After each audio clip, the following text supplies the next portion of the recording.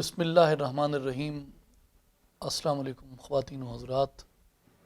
امام ترمذی رحمۃ اللہ علیہ نے ابواب القرات میں امام دارمی نے، امام طبرانی نے اور امام حاکم نے عبداللہ ابن عباس رضی اللہ عنہما سے روایت کیا ہے کہ ایک شخص نے رسول اللہ صلی اللہ علیہ وآلہ وسلم سے سوال کیا کہ یا رسول اللہ صلی اللہ علیہ وسلم، اللہ کے نزدیک پسندیدہ عمل کیا ہے؟ تو آپ صلی اللہ علیہ وآلہ وسلم نے فرمایا الحال المرتحل، حال اور مرتحل۔ تو وہ شخص حیران ہو کے دیکھنے لگا اور عرض کی یا رسول اللہ، اس سے کیا مراد ہے؟ آپ صلی اللہ علیہ وسلم نے فرمایا الذی یضرب من اول القرآن الی آخرہ، کہ جب قرآن پڑھنے والا قرآن شروع کرے اور اس کے آخر تک پہنچے، کلما حل ارتحل، اور قرآن پڑھنے والا اول سے آخر کی طرف سفر کرتے کرتے جب آخر تک پہنچ گیا تو وہ پھر آخر سے اول کی طرف لوٹ جائے، یعنی پھر از سر نو قرآن مجید کو پڑھنا شروع کرے۔ یعنی قرآن مجید کے پڑھنے میں اسے کوئی رکاوٹ نہ ہو۔ ایک بار اس نے شروع کیا، اختتام تک اس نے پڑھا، جب اختتام تک اس نے پڑھ لیا تو وہ وہاں جا کے مطمئن ہو کے بیٹھ نہ جائے، بلکہ اسے چاہیے کہ وہ پھر قرآن کو شروع کرے۔ پھر ختم ہوا ہے تو پھر اسے کافی نہ سمجھے، پھر قرآن کو شروع کرے۔ پھر اس نے مکمل پڑھ لیا ہے تو پھر اسے اپنے لیے کافی نہ سمجھے، پھر شروع کرے۔ یہ تواتر کے ساتھ قرآن مجید بار بار پڑھنا، بار بار پڑھنا، بار بار پڑھنا اور پڑھتے رہنا، رسول اللہ صلی اللہ علیہ وسلم نے فرمایا کہ یہ اللہ کے نزدیک سب سے پسندیدہ عمل ہے۔ امام ترمذی رحمۃ اللہ علیہ نے عبداللہ ابن عمر رضی اللہ عنہ سے مقدار قرأت قرآن کے اوپر ایک حدیث مبارک نقل فرمائی ہے۔ یہ بھی ابواب قرأت قرآن کے اندر ہے جامع ترمذی میں، جس میں عبداللہ ابن عمر رسول اللہ صلی اللہ علیہ وآلہ وسلم سے سوال کرتے ہیں کہ یا رسول اللہ، میں کتنی مدت میں قرآن ختم کروں؟ تو آپ صلی اللہ علیہ وسلم نے فرمایا کہ اے عبداللہ، قرآن کو 1 ماہ میں ختم کرو۔ عرض کی یا رسول اللہ صلی اللہ علیہ وسلم، میں اس سے زیادہ کی طاقت رکھتا ہوں۔ آپ نے فرمایا پھر 20 دن میں ختم کرو۔ پھر عرض کی یا رسول اللہ صلی اللہ علیہ وسلم، میں اس سے بھی زیادہ کی طاقت رکھتا ہوں۔ تو آپ نے فرمایا کہ پھر تم اس کو 15 دنوں میں ختم کرو۔ پھر عرض کی یا رسول اللہ صلی اللہ علیہ وسلم، میں اس سے بھی زیادہ کی طاقت رکھتا ہوں۔ آپ نے فرمایا 10 دنوں میں مکمل کرو۔ پھر عرض کی یا رسول اللہ صلی اللہ علیہ وسلم، میں اس سے بھی زیادہ کی طاقت رکھتا ہوں۔ فرمایا 5 دن میں مکمل کرو۔ پھر عرض کی یا رسول اللہ صلی اللہ علیہ وسلم، میں اس سے بھی زیادہ کی استطاعت اور طاقت رکھتا ہوں۔ تو آپ صلی اللہ علیہ وآلہ وسلم نے اس سے کم دنوں کی اجازت نہ فرمائی۔ اس سے یہ معلوم ہوتا ہے کہ صحابہ کرام میں یہ ملکہ تھا اور یہ قدرت تھی اور یہ شوق تھا کہ وہ چاہتے کہ قرآن مجید کو کثرت سے پڑھیں۔ یعنی حضور نے 1 ماہ میں ختم کرو، تو پھر میں کیا کچھ آیات پڑھ کے، کچھ حصہ پڑھ کے خاموش رہوں گا باقی سارا دن؟ تو وہ یہ چاہتے کہ وہ اپنی فرصت کے ہر لمحے میں اپنی زبان پہ قرآن مجید کو پڑھتے رہیں۔ پھر امام ترمذی آگے لکھتے ہیں کہ دیگر بھی کئی طرق سے رسول اللہ صلی اللہ علیہ وآلہ وسلم سے مروی ہے کہ آپ نے ایک مقام پہ یہ بھی فرمایا کہ جس نے 3 دن سے پہلے قرآن ختم کیا اس نے قرآن کو نہیں سمجھا۔ اور بعض علماء کرام اس حدیث کی روح سے یہ فرماتے ہیں کہ قرآن کو 3 دن کی مدت میں ختم کرنا چاہیے، اس سے کم مدت میں ختم نہ کرو۔ لیکن بعض علماء نے یہ کہا ہے کہ اس کی اجازت بھی ہے، اگر کوئی استطاعت اور طاقت رکھتا ہے، اس سے پہلے پڑھنا چاہتا ہے تو وہ پڑھ سکتا ہے۔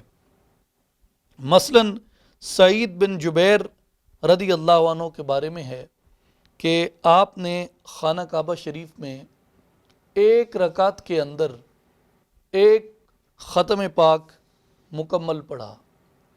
اسی طرح امام ابو نعیم الاصفہانی رحمۃ اللہ علیہ نے حلیۃ الاولیاء میں، اور امام ابو بکر ابن ابی شیبہ نے اپنی مصنف ابن ابی شیبہ میں، اور امام طبرانی رحمۃ اللہ علیہ نے معجم الکبیر میں، اور امام حیثمی رحمۃ اللہ علیہ نے مجمع الزوائد میں حضرت امیر المؤمنین عثمان ابن عفان رضی اللہ عنہ کی روایت نقل کی ہے کہ آپ کی زوجہ فرماتی ہیں فقد کانا یحیی اللیل برکعۃ یجمع فیہا القرآن، کہ حضرت عثمان رات کو زندہ رکھنے والے تھے اور وہ ایک رکعت اتنی طویل پڑھتے کہ اس میں قرآن ختم کر لیتے۔ اور امام حیثمی رحمۃ اللہ علیہ نے امام طبرانی رحمۃ اللہ علیہ کا حوالہ دیتے ہوئے لکھا کہ رواہ الطبرانی و اسنادہ حسن، کہ اسے امام طبرانی نے روایت کیا ہے اور اس کی جو اسناد ہیں وہ حسن ہیں۔ تو سیدنا عثمان ابن عفان رضی اللہ عنہ ایک رات میں ایک قرآن پڑھا کرتے ایک رکعت کے اندر۔ امام ابو جعفر الطحاوی رحمۃ اللہ علیہ نے اور امام ابو بکر ابن ابی شیبہ رحمۃ اللہ علیہ نے حدیث پاک روایت کی ہے تمیم الداری کے بارے میں کہ ان تمیم الداری کان یقرأ القرآن کلہ فی رکعۃ، کہ تمیم داری جو تھے ایک رکعت میں مکمل قرآن پاک پڑھ لیا کرتے۔ اللہ نے ان کی زبان میں اتنی برکت، اتنی تاثیر رکھی تھی اور ان کو اتنا ملکہ عطا فرمایا تھا اس بات کے اوپر۔ امام شمس الدین ذہبی رحمۃ اللہ علیہ نے مختلف اقوال نقل کیے ہیں سیر اعلام النبلاء میں سیدنا امام اعظم نعمان بن ثابت ابو حنیفہ رضی اللہ عنہ کے بارے میں۔ پہلا قول وہ قاضی ابو یوسف رحمۃ اللہ علیہ سے نقل کرتے ہیں کہ کان ابو حنیفہ تھا یختم القرآن کل لیلۃ فی رکعۃ، کہ امام اعظم ابو حنیفہ ہر رات ایک رکعت میں پورا قرآن تلاوت فرماتے۔ اور دوسری روایت امام ذہبی نے عبد الحمید حمانی سے لکھی ہے کہ وہ اپنے باپ سے روایت کرتے ہیں جنہوں نے 6 ماہ کا عرصہ سیدنا امام اعظم ابو حنیفہ رضی اللہ عنہ کی خدمت میں گزارا۔ وہ کہتے ہیں کہ میں نے دیکھا کہ عشاء کے وضو سے امام اعظم ابو حنیفہ فجر کی نماز ادا کرتے۔ وَكَانَ يَخْتِمُ كُلَّ لَيْلَةٍ عِنْدَ السَّحْرِ، اور آپ ہر رات سحری کے ہونے سے پہلے قرآن مجید مکمل پڑھ لیا کرتے۔ اور امام ذہبی نے یہ بھی روایت کیا ہے ان ابا حنیفہ ختم القرآن 7,000 مرۃ۔ سبحان اللہ، اللہ اکبر۔ امام اعظم ابو حنیفہ رضی اللہ عنہ نے 7,000 مرتبہ قرآن مجید کا ختم کیا۔ اللہ اکبر۔ امام اعظم ابو حنیفہ رحمۃ اللہ علیہ نے 7,000 مرتبہ قرآن مجید کا ختم کیا۔ امام ذہبی رحمۃ اللہ علیہ نے اس کو روایت فرمایا ہے۔ اور امام محمد بن اسماعیل بخاری رحمۃ اللہ علیہ، جو امام بخاری کے اسم مبارک سے معروف ہیں، ان کے بارے میں روایت ہے کان محمد بن اسماعیل یختم فی رمضان فی النہار کل یوم ختمۃ، کہ امام بخاری ماہ رمضان میں دن میں ہر روز ایک قرآن پاک مکمل کر لیا کرتے۔ وَيَقُومُ بَعْدَ التَّرَاوِيحِ كُلَّ ثَلَاثِ لَيَالٍ بِخَتْمَةٍ، اور تراویح کے بعد ہر 3 راتوں میں ایک قرآن پاک مکمل فرماتے۔ کون؟ امام بخاری رحمۃ اللہ علیہ۔ تو یہ رسول اللہ کی حدیث مبارک ہے، جس کے ساتھ محبت ہوتی ہے وہ کثرت سے اس کو یاد کرتا ہے، کثرت سے اس کا ذکر کرتا ہے۔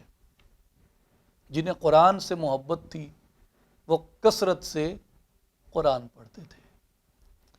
لیکن جو پہلی احادیث مبارکہ ہم نے پیش کی اور جو بعد میں حضرت عثمان کا، تمیم الداری کا، امام اعظم ابو حنیفہ کا، حضرت امام بخاری کا جو طریقہ کار سامنے آتا ہے، اس میں تطبیق کیسے ہوگی، یعنی اس